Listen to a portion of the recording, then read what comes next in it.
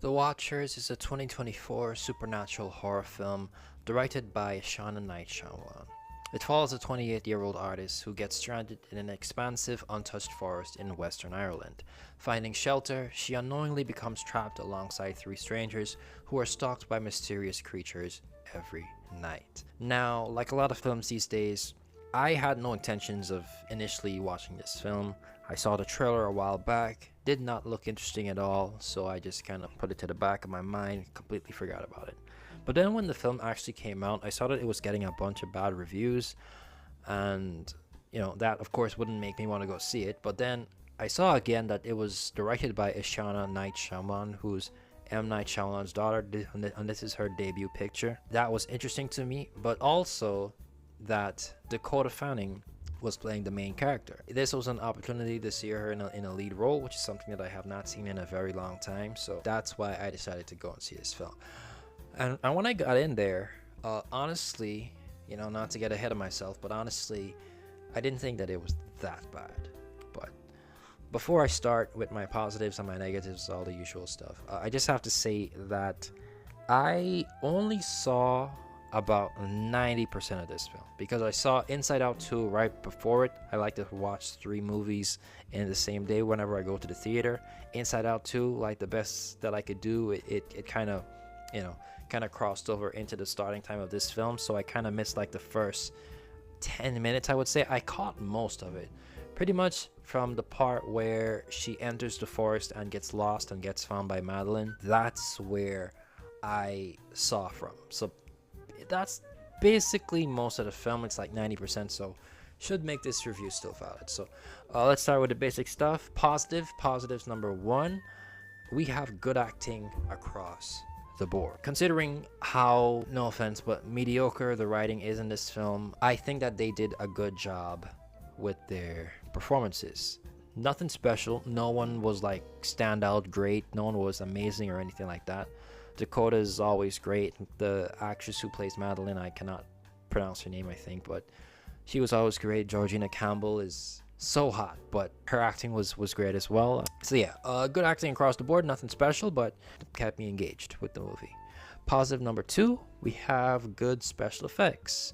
I really like the special effects in this film because there are, a bunch of like shape-shifting creatures and stuff like that, and all of the effects that they use for them morphing into the humans and then morphing back into their natural forms, which are these like weird Nosferatu looking tall people kind of monsters. I thought that the special effects all around looked really good.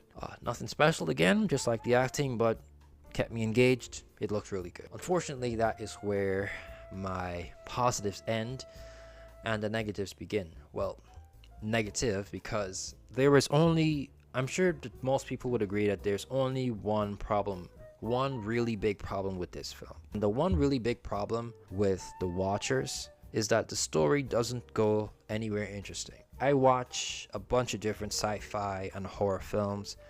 I am well aware of formulas and cliches and generic films. I've seen a bunch of them over the years, and I've enjoyed a lot, and I've not liked a lot of them as well. But the point in saying that is, just because a film is generic or cliche or follows a formula that has been proven before, that in itself, in my opinion, is not a problem. There's nothing wrong with films following formulas, following similar beats to each other. I don't see a problem with that. As long as the film is executed in a way that is entertaining, that is what matters most. As long as it focuses on the principal things that every film needs to have in order to be good, it will be a good film regardless of whether it's generic or not. Not everyone has to reinvent the wheel or start a whole new formula or something like that. No one has to like do that if they don't want to. They can just follow a formula. Nothing is wrong with that. So the film being generic is not a problem. The problem is that it executes it in the blandest way possible. I wouldn't say boring because I've seen people say that this film is boring. In my opinion, it's not boring. It's borderline boring, but not like actually boring, in my humble opinion. I think that the film is just executed in a very plain, very ABCD type of way, very in a very bland fashion. That is the big problem with the film. The situations that the characters are put in, they're generic, yes, and like I said, with the film overall, that's not a problem, but it's just that it's executed in a very bland way. The actions, that's the word I'm looking for. The actions that the characters do in order to get from point A to point B, to move the story along, they're done in a very bland way. It's almost as if I can see the screenplay, kind of like an hour and 10 minutes, or even like an hour into the film, my body kind of settled back into the scene, and it was like, okay, I see where this is gonna go. I see that they're playing everything kind of safe. I can watch that, but it's not entertaining me. I was not entertained with this film, apart from maybe a few choice scenes, a few design choices, maybe some acting moments, maybe. But there's nothing exciting about this film. There's nothing interesting about the story in the way that it is told.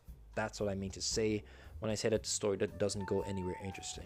That's what I mean. That's my only negative, but it is a huge, big, whopping negative to have in your film. So that's where I agree with the critics. That's where I see where they're coming from. The watchers, well, at least the watchers that I saw, which is about 90% of the film, is not a good movie, but also not a bad one, in my opinion. All right, it's got some good acting, it's got good special effects, and I think that it's well paced. And unfortunately, that's about it. It has a very generic story. It has a very generic type of plot where you can predict everything that is happening, scene after scene after scene. I just did not feel any excitement at all. It was just a very flat experience. It was not boring, in my opinion. It was borderline boring, but not actually boring. If I had to put a number to it, I could not justify a 5. I'd say like a I don't know, like a 4.9 out of 10 maybe. Like just on the cusp of being average, in my opinion, but just falling short because it is such a flat film. Yeah, it is not a good film, but it's not a bad film. It's a very flat film, so not that bad, but also not good. I mean, unfortunately, I can't recommend it. So if you're still interested in seeing it, you could go ahead. I've seen worse films, you could justify it like I did it in my mind. Thank you for watching. It was great seeing Dakota's Fanning again. Georgina Campbell is absolutely gorgeous. Don't know why I leave that at the tail end here, but yeah, thank you for watching. Don't forget to like, share, comment, subscribe, and hit the notification bell to know when I upload next. This has been Fraser Talks, and I'll see you all next time. God bless. Why, how dare you make love to me? I never saw her before in my life. Positively, Duchess, why, she's a perfect stranger to me. Go on, get out of here. Go on. Duchess,